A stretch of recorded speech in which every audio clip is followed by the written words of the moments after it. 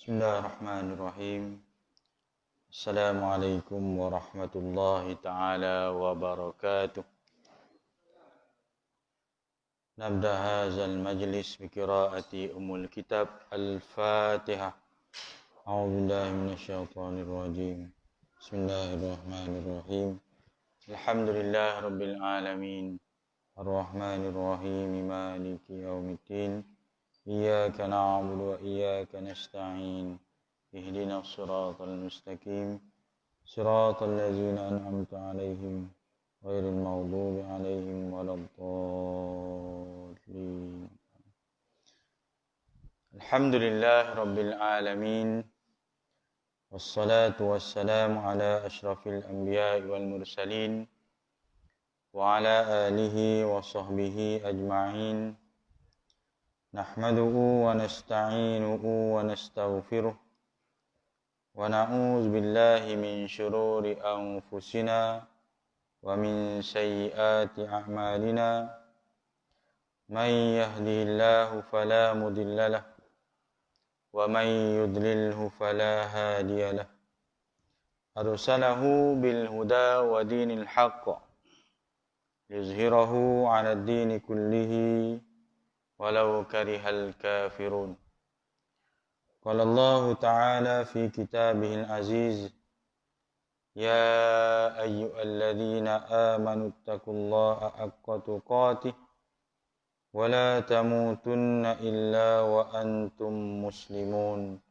Shadaqallahul azim. Amma ba'd. Tuan-tuan muslimin dan muslimat yang dirahmati Allah Subhanahu wa taala, alhamdulillah, sama-sama kita merafakkan setinggi-tinggi syukur kehadrat Allah Subhanahu wa taala di atas segala limpah kurnia, inayah, tunjuk daripada Allah Subhanahu wa taala dapat kita bersama-sama berada di dalam majlis ilmu, dapat kita bersama-sama hadir untuk menunaikan solat fardu maghrib berjamaah. Mudah-mudahan usaha kita bersungguh-sungguh berada dalam majlis ilmu ini, Allah Subhanahu wa taala akan melipat gandakan ganjaran kita di sisinya. Ini tuan-tuan, sebagaimana yang kita semua sedia maklum, hari ini hari terakhir kita berada PKPB. Tak pasti adakah kuliah pun ada kuliah terakhir. Kerana bermula 12.1 malam. 12.1 pagi lah maksudnya. Malam ni bermulalah kita menjalani Perintah Kawalan Pergerakan PKP yang lebih ketatlah berbanding PKPB. Jadi hari ini dan semalam menderu orang telefon tanya apa cerita SOP masjid ni, boleh ke sembahyang masjid buka ke tidak, sembahyang jemaat ni boleh ke tak.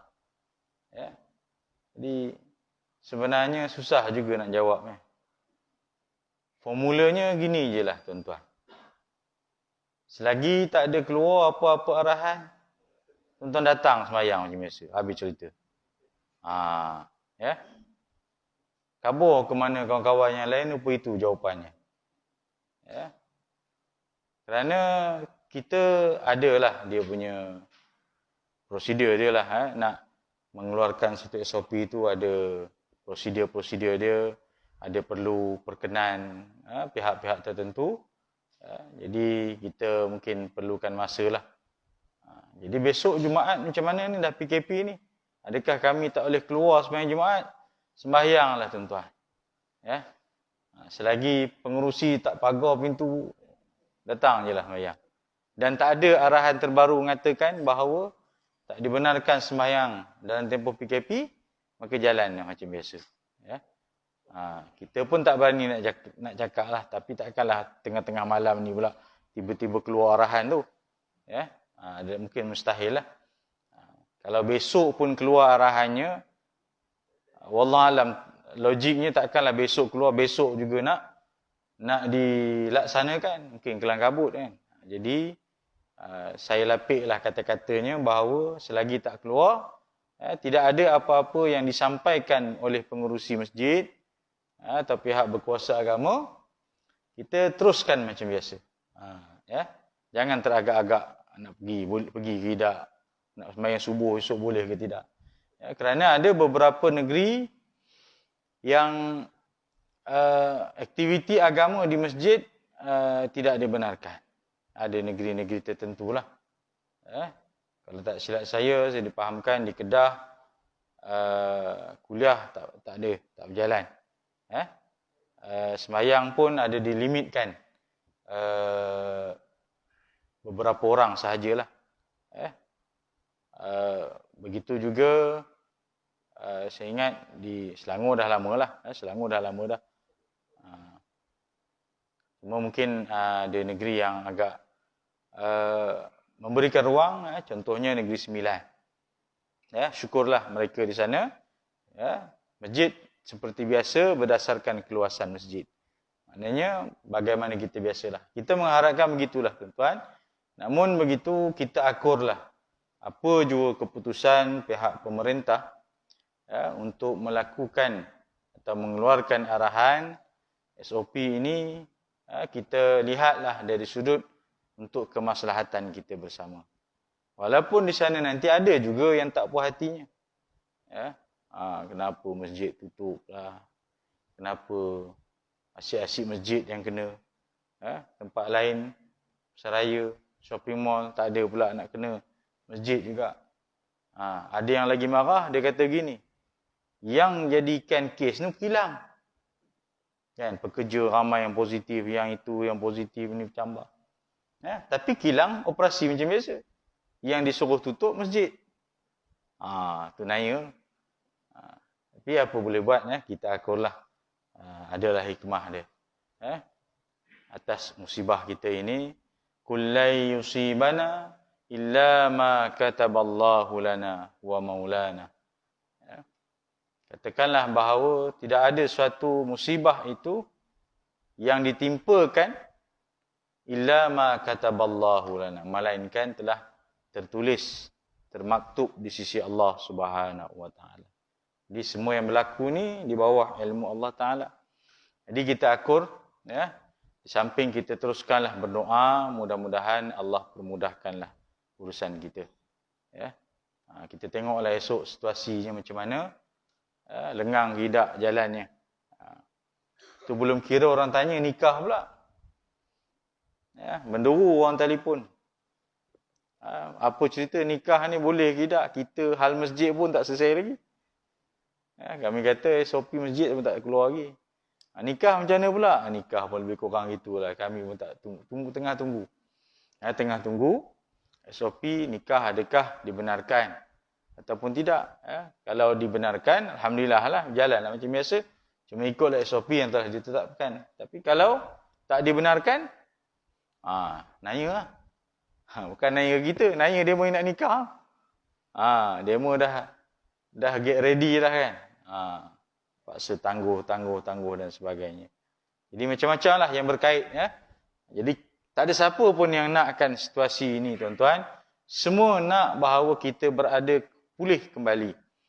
Sama ada dari sudut keselamatan penyakit, wabak penyakit ini, ataupun dari sudut kita kata dari sudut keselamatan, dari sudut pergerakan kita ni. Kita boleh ke sana ke sini, tak ada masalah. Itulah tuan-tuan, sama-samalah kita doa. Seandainya ada halangan, maknanya aktiviti keagamaan tak dibenarkan di masjid, maka malam ni lah. Lepas tu kita tunggulah bila yang boleh. Tapi kalau boleh berjalan macam biasa, kita jalanlah macam biasa. Jadi doa-doa juga.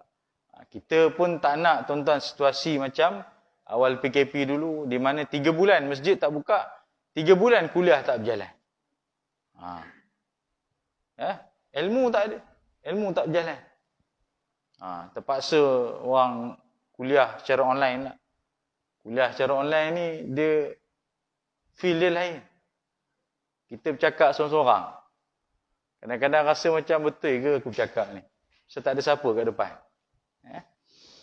Okay, baik tuan-tuan, insyaAllah malam ni kita sambung kuliah kita. Kita masuk pada surah yang baru. Juz' Amma, surah yang baru iaitu surah Al-Mutaffifin. Surah Al-Mutaffifin, muka surat 105. Alhamdulillah kita dah selesai tuan-tuan surah Al-Infitar pada bulan yang lalu. Jadi malam ini kita sambung surah Al-Mutaffifin. Sebagaimana yang telah kita sebutkan bahawa surah Al-Mutaffifin ini membawa maksud orang-orang yang menipu dalam timbangan. Maknanya orang yang menipu dalam berniaga lah. Jadi surah ini dia lain daripada surah-surah yang sebelum ni. Surah-surah yang awal-awal kita baca, surah An-Naba, surah Abasa, surah surah Infitar, Insyiqaq, lain. Kerana permulaan ayat surah ini Allah mulakan dengan perkataan atau kalimah yang menakutkan. Allah mulakan kalimah ini dengan kalimah wailul. Wailul lil mutaffifin. Wailul ini kita tahu disebut sebagai kalimatul azab. Min wadi jahannam. Dia daripada salah satu jurang daripada jurang dalam api neraka.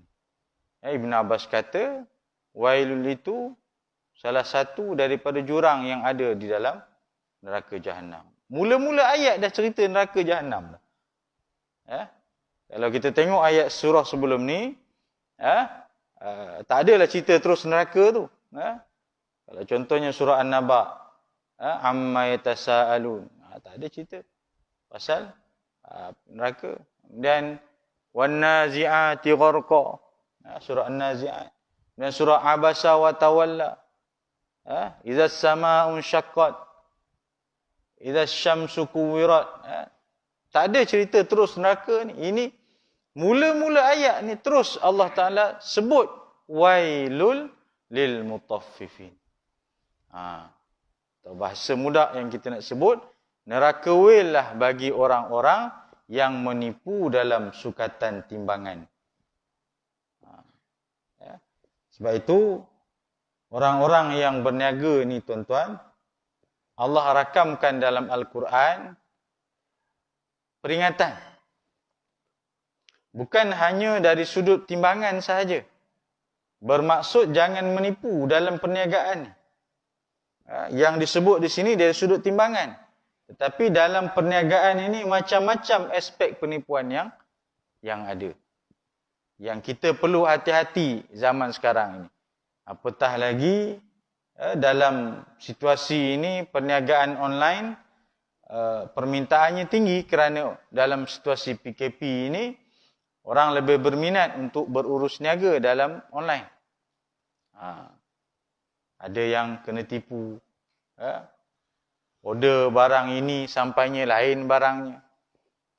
Materialnya sebut dalam iklan begini. Bila material yang sampai lain, jauh sangat kualitinya. Gambarnya begini, dapatnya gambarnya lain. Dan sebagainya. Jadi, ini antara peringatan yang disebutkan oleh Allah Subhanahu Wa Taala dalam ayat yang pertama surah Al-Mutaffifin ini. Orang-orang yang berniaga. Yang malam ni kita mukadimah dulu surah Al-Mutaffifin. Kalau sempat kita masuk ayat dia. Surah ini merupakan surah Makkiyah yang mengandungi 36 ayat. Surah Makkiyah, bila sebut surah Makkiyah, antara ciri-ciri surah Makkiyah ialah ayat-ayat dalamnya yang berkaitan dengan pengukuhan akidah. Pengukuhan akidah. Namun begitu, ada beberapa pandangan dan pendapat yang mengatakan bahawa surah ini surah ini ialah surah Madaniyah. Kerana berkait dengan asbabun nuzul surah Al-Mutaffifin. Asbabun nuzul, sebab-sebab turun ayat ini kerana apabila Nabi tiba, ketika awal-awal Nabi sampai ke kota Madinah, awal-awal sampai ni, sebahagian dari kalangan orang-orang di Madinah ketika itu ada yang menipu dari sudut timbangan. Ada yang menipu dari sudut timbangan. Bahkan ada dinyatakan ada dari kalangan mereka yang mempunyai alat timbangan yang berbeza. Alat timbangan yang berbeza. Untuk ditunjukkan dengan yang sebenarnya. Maknanya ada dari kalangan mereka yang menipu, dan apabila ada dari kalangan mereka yang menipu, selepas turunnya ayat ini, maka mereka memperbetulkan balik tindakan mereka dalam hal menipu dalam timbangan ini. Nanti kita akan bicara detail lah dalam asbabun nuzul, sebab turun ayatnya, surah Al-Mutaffifin ini. Baik, nama surah ini dinamakan Al-Mutaffifin, yang bermaksud orang-orang yang menipu dalam timbangan. Memang namanya Al-Mutaffifin, orang yang menipu dalam timbangan. Kerana ia dimulakan dengan firman Allah Subhanahu wa taala yang bermaksud, ataupun ayat yang pertama, wailul lil mutaffifin. Kecelakaan besarlah bagi al-mutaffifin, iaitu orang-orang yang menipu dalam timbangan. Jadi nama surah itu, dia adalah diambil sempena ayat yang pertama dalam surah Al-Mutaffifin. Nama surah ini, dia adalah tauqifi daripada Allah Subhanahu Wa Taala. Dia bukan suka-suka siapa-siapa bubuh, ada ulama tetapkan nama surah ni itu ke ini, tak ada. Ini adalah ketetapan daripada Allah Subhanahu Wa Taala. Mereka ialah orang-orang yang menipu sukatan dan timbangan. Sama ada dengan menambahnya sekiranya mereka menerima sesuatu daripada orang lain, atau dengan mengurangkannya sekiranya mereka memberi, yakni menimbang dan menyukat untuk orang lain. Menipu. Untuk keuntungan dia akan, contohnya kalau kata timbang itu, dia tak nak rugi. Sebagai dia penjual, dia tak nak rugi. Kadang-kadang ada orang yang menipu, timbangnya betul lah. Dia, okey, sekilo. Lepas tu bila dia nak ikat tu, dia letak bawah, buat gaya ikat, dia ambil bungkusan lain bagi. Tanpa disedari oleh pembeli. Ada orang yang macam tu, tuan-tuan. Sampai dapat dirakam oleh orang-orang yang perasan. Dia perasan, dia tengok, dia perhati. Ada satu bungkusan selit kat bawah ke apa ke. Jadi bila timbang, yang ditimbang tu betul lah. Pembeli tu akan tengok, dia kata, okey, betul lah, sekilo. Kemudian dia pun buat gaya letak tepi, dan dia pun ikat, rupanya dia ambil bungkusan yang lain, yang mungkin timbangannya kurang daripada yang sepatutnya. Jadi yang untungnya siapa? Yang untung adalah penjualnya itu. Jadi tuan-tuan hati-hatilah dalam bab membeli ini. Begitu juga ada yang menipu dari sudut timbangan, dengan timbang itu sendiri dia tipu. Timbang itu sendiri ditipu. Sebab itu dia ada Akta Timbang dan Sukat 1972. Kalau siapa yang menipu timbangan, boleh dikenakan tindakan undang-undang di compound dan sebagainya. Dia ada alat pengukur timbangan ni. Ini penguatkuasa KPDN. Apa ni? Haluan pengguna lah. Dia adalah kalau dia buat operasi, dia boleh test. Contohnya, nak tahu betul atau tidak alat timbang itu, sebelum timbang memang betul lah. Dia punya jarum tu dekat kosong, betul. Tetapi bila timbang, dia tak kena pada timbangan yang sepatutnya. Maknanya, kalau kata gula tu sekilo, berat timbangan sekilo tu, sepatutnya jarum itu pergi sekilo. Tetapi dia tak sampai ke arah itu. Dia ada alat letak. Sebab itu ada orang dia cuba buat test. Barang-barang yang dah sedia packing, gula, tepung yang dah siap packing, kan tulis sekilo. Gula sekilo, tepung sekilo ke. Dia cuba test. Yang sekilo ni kita takkan timbang tak, betul tak? Ada beli gula sekilo dia timbang, tak ada? Gula sekilo tu dah siap packing dah. Lepas tu dia pun ambil dia timbang, ada tak? Tak ada lah kan, kita tak pernah buat. Tapi ada orang cuba dia test lah. Dia test. Ada beberapa barang-barang yang dah siap packing, dia test lah. Betul ke tidak nilai timbangan itu, nilaiannya itu. Ada beberapa item-item, barang-barang yang tak mencapai pun nilai timbangan itu sebenarnya. Dia kata, kita kena hati-hati kerana kalangan mereka kadang-kadang menipu begini caranya. Bila dah packing, kita takkan timbang dah. Kita akan ambil je lah. Ambil, bawa bayar. Ada yang tipu timbangan itu dari sudut, dia lebihkan benda itu pada berat. Contohnya, tongges, tak silap. Ada pernah satu ketika dulu, tongges ni, dia ada letakkan alat, bukan alat lah, macam benda, dia letak kat mana, ke bawah ke mana ke, dia supaya benda tu akan jadi menambahkan berat tanpa penambahan isi padu. Tuan faham tak? Faham tak? Saya nak terangkan pun tak tahu macam mana nak terang. Macam itulah. Dia kan tonggeh ni dia ada berat dia kan, berapa kilo. Yang kecil, yang sedang. Jadi untuk isi tu, bila ada letak satu benda, dia akan berat tu, maknanya isi padu tu tak sampai tahap tu, tapi kerana ada benda dia letak, maka dia akan jadi berat lah. Seolah gitulah. Tu orang menipu dari sudut sukatan timbangan itu. Apa lagi orang menipu dari sudut timbangan? Orang bubuh air.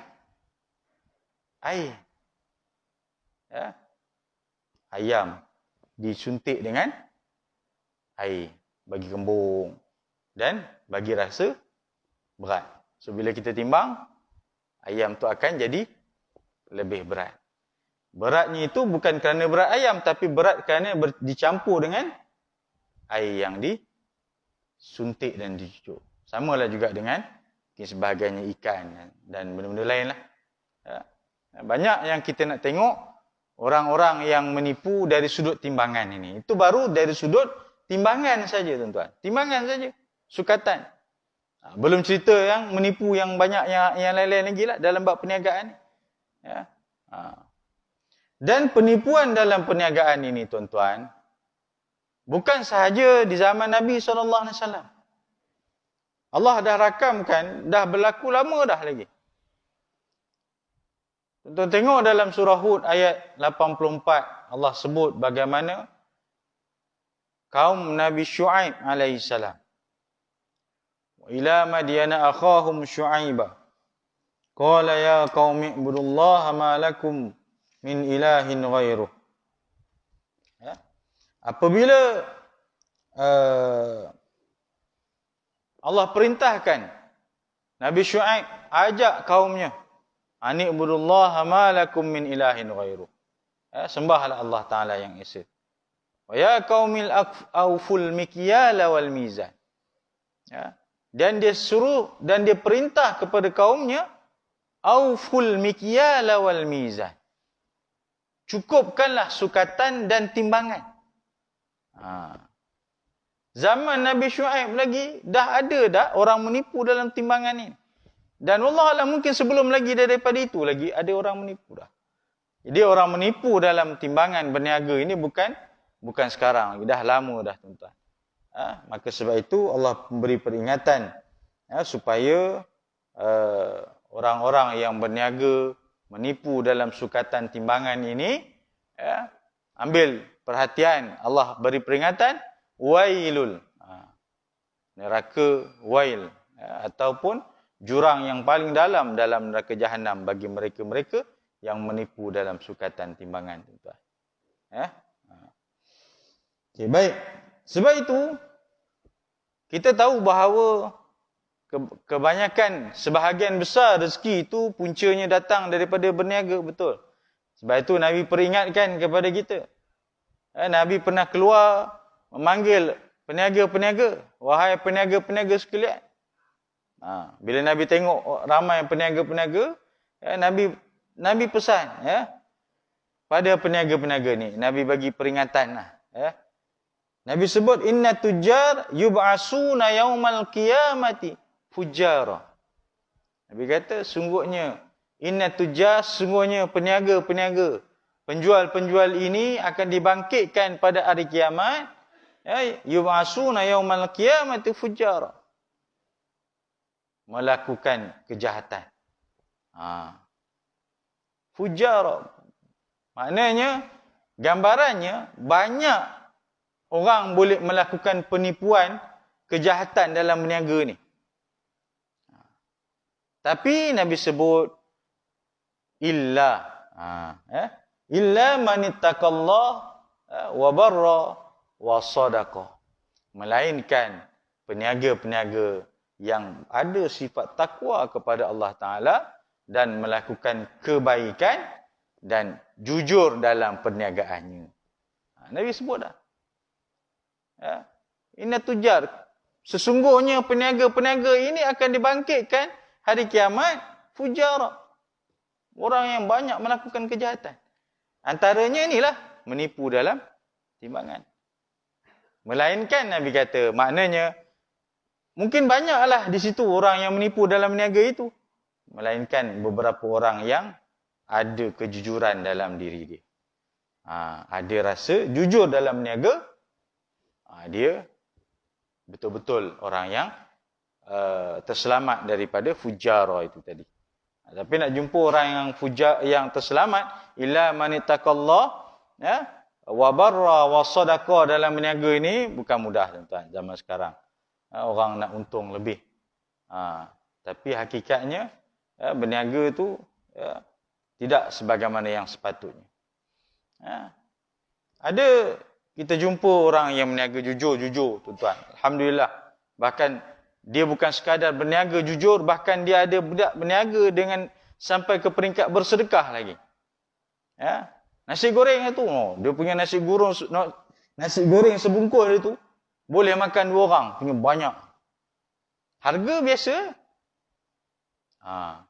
Dia kata, bang tak rugi ke bang jual banyak-banyak macam ni? Tak apa. Sambil-sambil niaga saya bersedekah. Tapi ada orang yang kemut. Kedekut. Nasi goreng dia ngam-ngam dia separas dengan polislin tu. Dia boleh parah, dia lebih tu dia potong, dia buang ngam-ngam ni. Standard lah ni, sebungkus kata dia. Betul lah. Tapi bolehlah sifat-sifat barra wa sadaqa, ada kebaikan, ada kejujuran. Ada yang jujur. Lebih lagi jujurnya. Kita beli air biasa berapa? RM2, RM3 satu kap. Okey, tak apalah. Saya beli dua kap. 2 kap patut RM6. Tapi dia jual RM2. Cawan yang sama, cawan yang harga RM3, beli 2 RM6. Tapi bila kita bayar, dia kata tak apalah bang. Ni manangkan air ni pun dah cair dah. Ais tu dia dah cair, dia tak pure tau. Bukan jenama pure tu. Air tu, tuan-tuan faham, bila orang beli mula-mula, baru-baru dibancur, dia kau sebab aisnya belum cair. Bila dah nak habis dah, aisnya cair. Rasanya tak kau dah. Tapi harganya sama. Faham tak tuan-tuan? Ada ke meniaga apa itu kat sini? Saya jumpa, dia jujur. Dia kata tak apalah bang. Saya kira 1 kap RM2 je lah. Ngapa pula? Dah sebab ni air dia dah cair, jadi tak kau dah rasanya. Saya jual 1 kap RM2 je lah. Itu wasadaqa, jujur. Walhal, kalau dia nak jual RM3 pun boleh aja sebab memang harga satu cup jelas. Dia kata yang besar RM3, yang kecil RM2. Jelas lah, memang harga dia jelas. Dia tak menipu pun, tapi dia nak jujur. Sifat jujur tu. Bukan mudah nak kena ada dalam diri kita. Utamanya orang yang nak berniaga. Dalam situasi sekarang ni, mungkin yang berniaga untuk yang terkesan lah dengan PKP ni, peniaga-peniaga. Jadi, walaupun usaha nak mencari pendapatan, maka usahakanlah dalam bentuk yang jujur dan ada kebaikan, nilai kebaikan. Jangan demi semata-mata nak dapat pendapatan punya pasal, sanggup menipu dan sebagainya. Tulis harga sekian-sekian, rupanya itu hanya taktik sahaja. Yang benarnya tak ada pun. Ataupun ada pun dua je. Cepat, harga RM10 je. RM10 je. Siapa cepat dia dapat. Orang pun datang dulu tanya, dah habis dik. Benda promosi ni bukan lama dik. Padahal tak ada pun. Benda tu memang tak ada pun harga RM10 tu. Contohlah. Ataupun ada, tapi mungkin dua je bendanya. Tapi dia tak tulis siap-siap. Kata, cepat, terhad. Tinggal 2 unit je lagi. Orang pun berdua datang mana? Dah habis dah. Ini dia tak sebut. Kalau tak sebut, dan memang ada, tak apa. Tapi kalau dia tak sebut, benda tu tak ada pun sebenarnya. Hanya strategi dia. Itu nama tak jujur. Walaupun dia kata, ini bukan tak jujur. Ini strategi marketing, kata dia. Oh, pandai. Cepat promosi RM10. Siapa lambat? Mana yang RM10 tu, dek? RM10 dah habis lah. Ramai orang beli tadi, serbu. Padahal tak ada pun yang RM10 tu. Dia buat situ supaya orang serbu dia. Bila serbu, tak ada RM10. Tak apalah, bagilah yang RM15. Orang beli juga. Nampak tu. Menipu. Bukanlah menipu. Kita tak katalah menipu. Cuma strateginya itu jangan sampai tidak jujur dalam berniaga. Banyaklah kalau kita nak tengok orang-orang yang mengambil kesempatan dalam bab berniaga. Nanti kita pergilah tengok sikit-sikit contoh-contoh yang ada. Baik. Kaitan surah dengan surah sebelumnya. Surah ini mempunyai hubungan dengan surah yang sebelumnya dari beberapa sudut. Allah Ta'ala telah berfirman di akhir surah sebelum menggambarkan hari kiamat. Hari yang sesiapa sahaja tidak berdaya sedikit pun untuk menolong orang lain dan segala urusan pada hari itu adalah tertentu bagi Allah Subhanahu Wa Ta'ala. Ini merupakan ancaman yang besar kepada orang-orang yang derhaka. Oleh itu Allah menyusuli di sini dengan firman-Nya, kecelakaan besarlah bagi orang-orang yang curang, yakni menipu dalam timbangan. Nanti ada disebut lanjutan daripada ayat. Alladzina izaktalu 'alan nas yastawfun wa idza kaluhum aw wazanuhum yukhsirun. Ala yazunnu ulaika annahum mab'usun. Ingat, kamu menipu dalam niaga timbangan sukatan ni, kamu nanti akan dibangkitkan di hari kiamat, nanti akan dipersoalkan oleh Allah Ta'ala. Maknanya, walaupun nampak seperti berniaga ini urusan dunia, tetapi dia bersangkutan dengan urusan akhirat. Kamu akan dibangkitkan oleh Allah Ta'ala dan kamu akan dipersoalkan. Kenapa kamu menipu orang? Patutnya kamu berniaga dengan jujur. Cakap terus terang. Tapi susah. Dia nak murtabak ayam ke daging, dek? Murtabak bawang ada bawang. Pasal apa? Sama je dua-dua. Dalam tu bawang juga. Yang banyaknya bawang daripada isi. Sepatutnya tulislah murtabak bawang. Kalau ikut jujurnya lah. Jadi, ada perkiraan soal pahala dan dosa tu di akhirat. Tentang amalan yang dilakukan dalam menipu dalam bab berniaga ni, tuan-tuan. Yang kedua, dalam kedua-dua surah ini terdapat penerangan mengenai hari kiamat. Surah-surah Juz Amma ini, mana-mana surah, boleh kata hampir ke semua surah dia ada cerita tentang hari kebangkitan, hari kiamat. Dia mesti ada cerita tentang. Walaupun sedikit sikit banyak. Yang ketiga, Allah menyebutkan dalam surah yang terdahulu, sesungguhnya bagi kamu ada malaikat yang mengawasi perbuatanmu yang mulia dan mencatat perbuatan. Dalam surah Al-Infitar ayat 10 hingga 11. Dan dalam surah Al-Mutaffifin pula Allah juga ada sebut apa yang ditulis oleh malaikat pencatat itu. Buku yang bertulis jelas, yang disimpan di Illiyin atau Sijjin. Wa ma adraka ma Sijjin.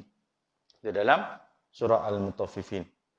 Yang keempat, dalam kedua-dua surah berkenaan, Allah Subhanahu Wa Taala menyebutkan pembahagian manusia kepada dua kumpulan, iaitu yang baik dan derhaka, iaitu baik dan derhaka.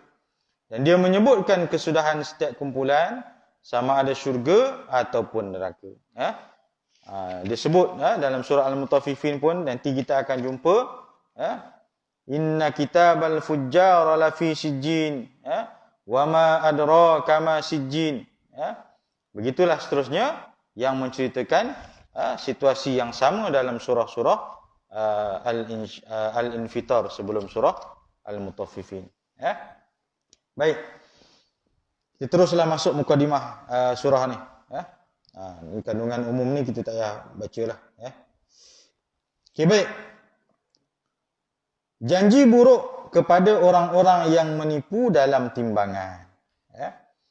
Allah Subhanahu wa taala berfirman, A'udzubillahi minasyaitonirrajim. Wailul lil mutaffifin alladzina idza iktalu 'alan nasi yastawfun wa idza kaluhum aw wazanuhum yukhsirun. Ala yazunnu ulaika annahum mab'utun liyaumin 'azim yauma yaqumun nasu lirabbil alamin. Ayat yang pertama, kecelakaan besarlah bagi orang-orang yang curang. Alladzina izaktalu 'alan nas yastawfun, iaitu orang-orang yang apabila menerima sukatan daripada orang lain, mereka mengambilnya dengan cukup. Menerima sukatan dari orang lain, mengambilnya dengan cukup. Wa iza kaluhum aw wazanuhum yukhsirun, dan apabila mereka menyukat untuk orang lain, mereka menguranginya. Kalau orang beli kepada dia, dia akan sukat kurang daripada itu. Kurang daripada itu, bila kurang, untunglah dia. Kalau dia pula beli pada orang lain, dia akan sukat lebih.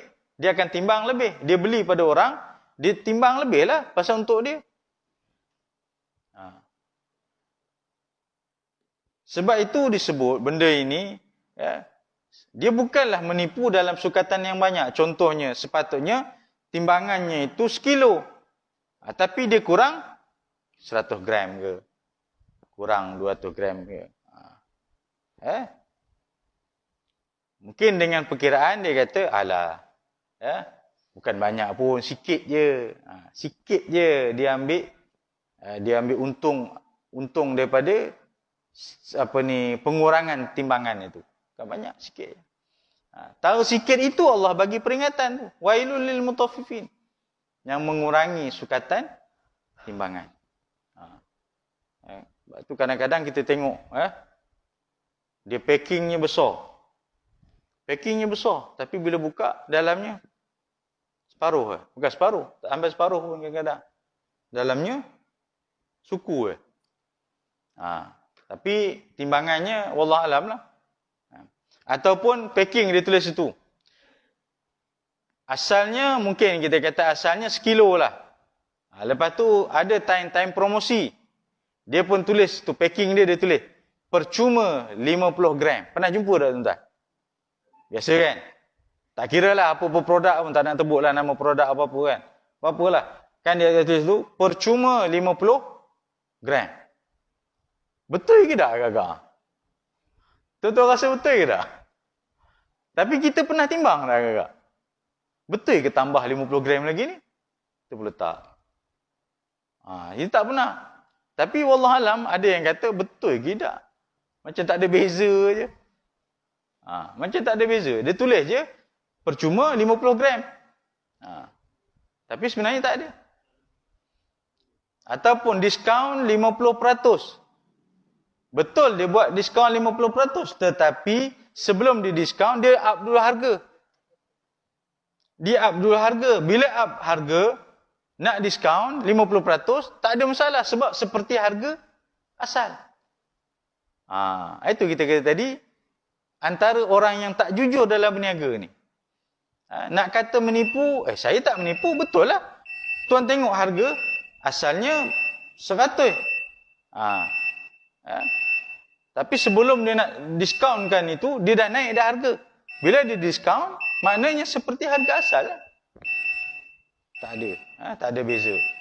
Itu sebab faktor kejujuran dalam berniaga tu perlu ada. Perlu ada. Baik.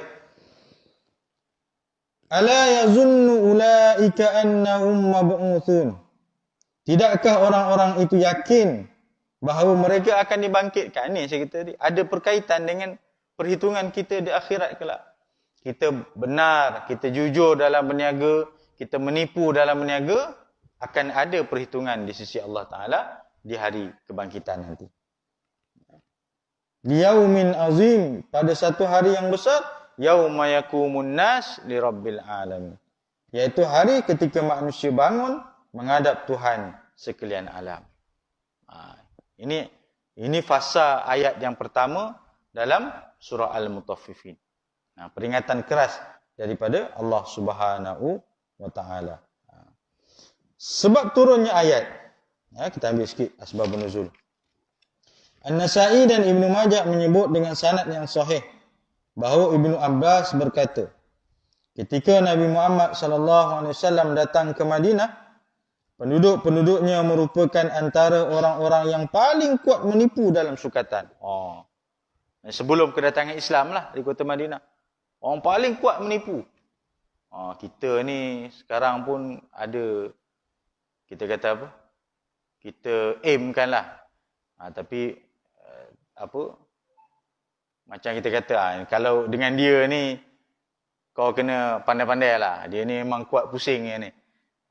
Harga memang, kalau jenis tak pandai ni, dia memang putar alam punya harga ni.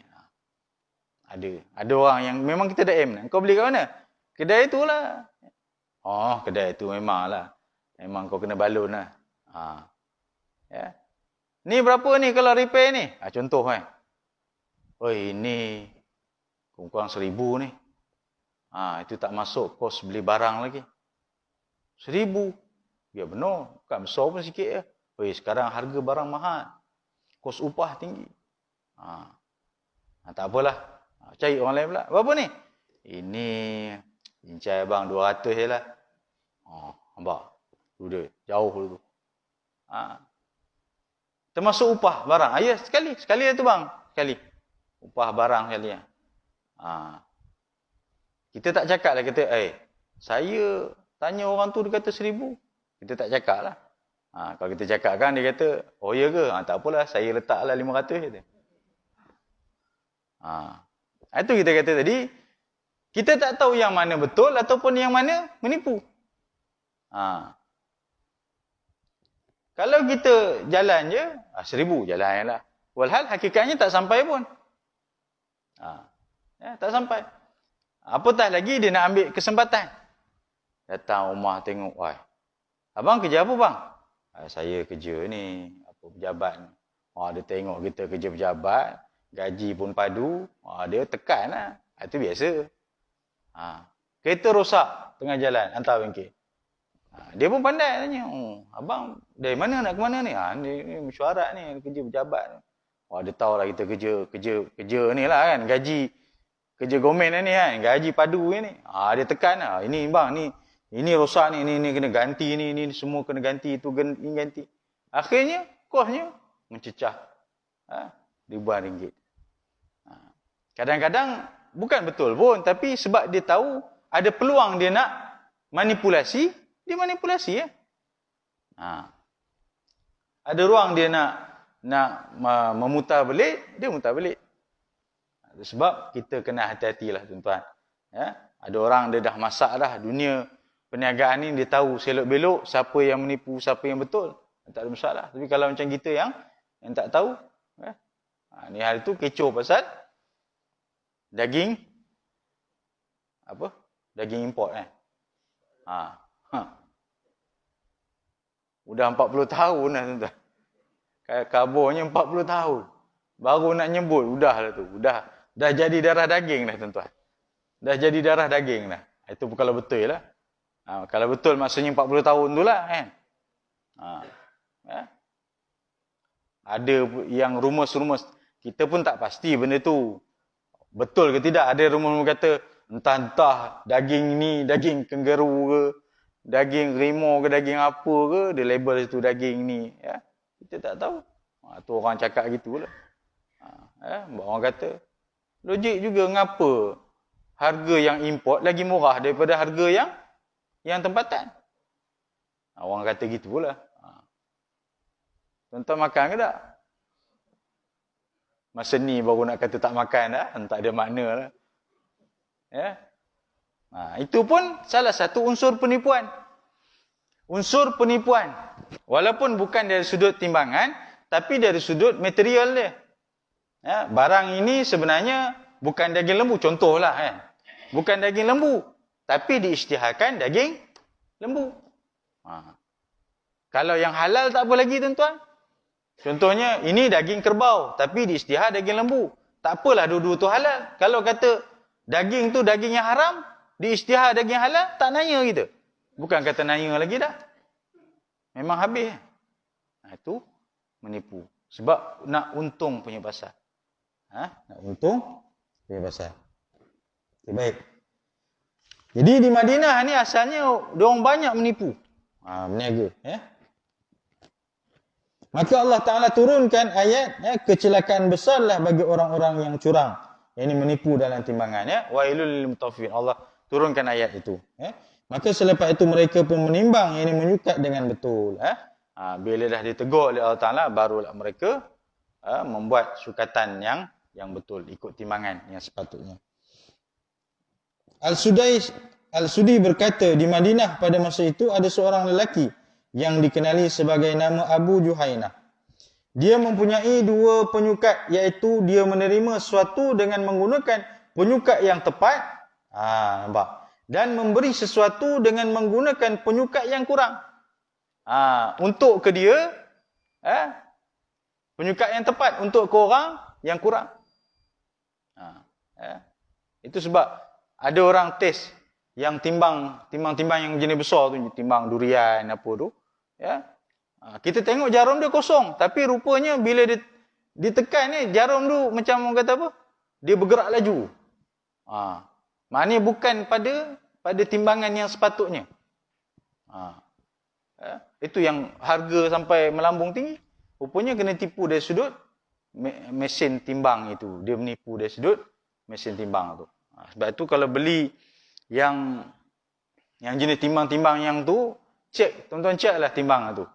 Di samping cek buah tu, durian tu, cek jugalah. Kan? Elok ke tak elok. Timbang tu jangan lupa. Yang orang kita ni, dia cek buah je. Okey, buah tu okey.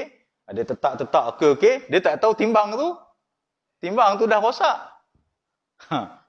Kali timbang, baru 2 biji dah. Dia cecah sampai 5-6 kilo dah. Akhirnya kena tipu. Sebab menipu timbangan tu. Ya. Okey. Lalu turunlah ayat ini. Maknanya dia nak menegurlah antara orang yang mempunyai alat timbangan yang menipu ini. Ia merupakan surah terakhir yang diturunkan di Mekah. Oleh itu mengikut Ibnu Mas'ud, Ad-Dhahhak dan Al-Muqatil, ia merupakan surah Makkiyah. Ada pendapat mengatakan bahawa ia adalah surah yang pertama diturunkan di Madinah. Mengikut pendapat Al-Hasan dan Ikrimah, ia merupakan surah Madaniyah. Diriwayatkan bahawa Rasulullah SAW datang ke Madinah dan penduduknya antara orang yang kuat menipu dalam sukatan. Lalu turunlah ayat ini. Ini pendapat mengatakan surah ini surah Madaniyah. Sebab Nabi datang, Nabi tengok orang di Madinah menipu dalam timbangan. turunlah ayat tu, maka dikategorikan ayat madaniyah. Itu pandangan khilaf sahajalah di kalangan ulama mufassirin. Selepas itu mereka pun menyukat dengan betul. Ini berdasarkan pendapat yang mengatakan surah ini adalah madaniyah. Sekiranya surah ini makiyah, bererti baginda membacanya kepada penduduk Madinah setelah baginda sampai ke situ.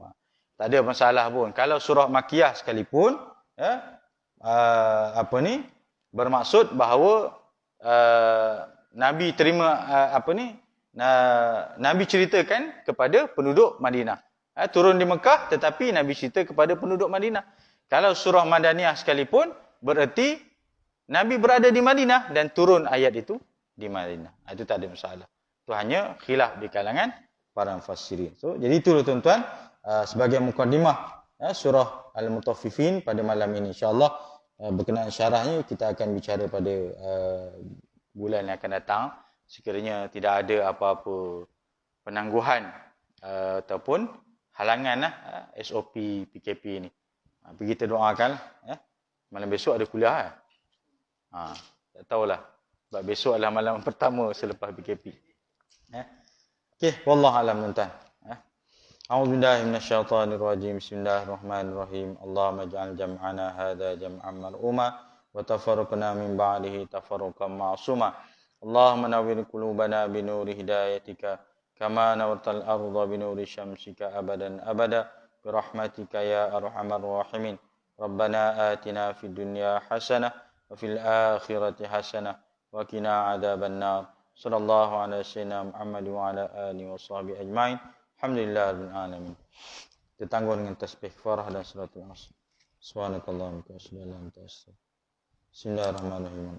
Assalamualaikum illal ladzina amanu wa 'amilus shalihat tawassaw bil haqq tawassaw bis sabr. Sadaqallahu azim. Assalamualaikum warahmatullahi taala wabarakatuh.